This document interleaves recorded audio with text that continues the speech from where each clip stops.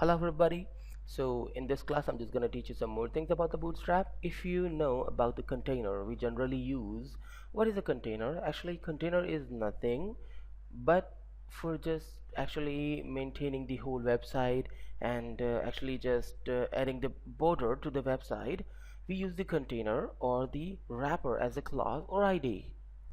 We have to give the values to the container or the wrapper to manage the whole website. There inside the body I'm just creating the div tag, you can see that.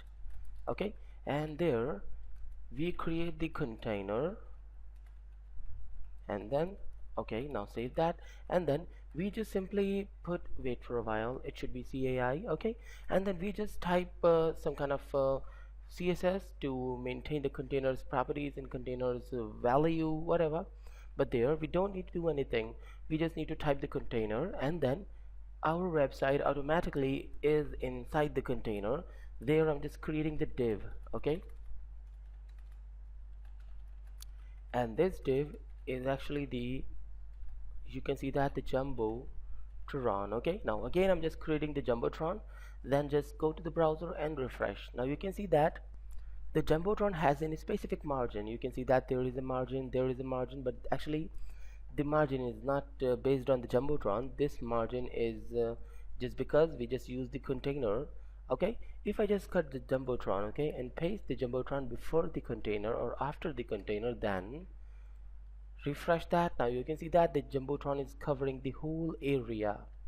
Okay, so go back and just put the jumbotron back inside the container and refresh that. Now you can see that the jumbotron is in the container.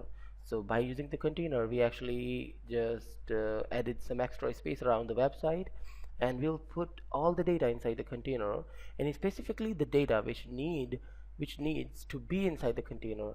Well, there are two type of containers. The first one is a container, the second one is the container fluid. Okay, now save and then refresh. Now you can see that the fluid has some extra space for the objects, okay, and less margin for the elements. This is called the fluid. The both containers are very usable to create a website. We'll mostly use the container, but according to the project we will use the container fluid as well. So guys, in the next class I'll just teach you some more things about the Bootstrap, so stay tuned and goodbye.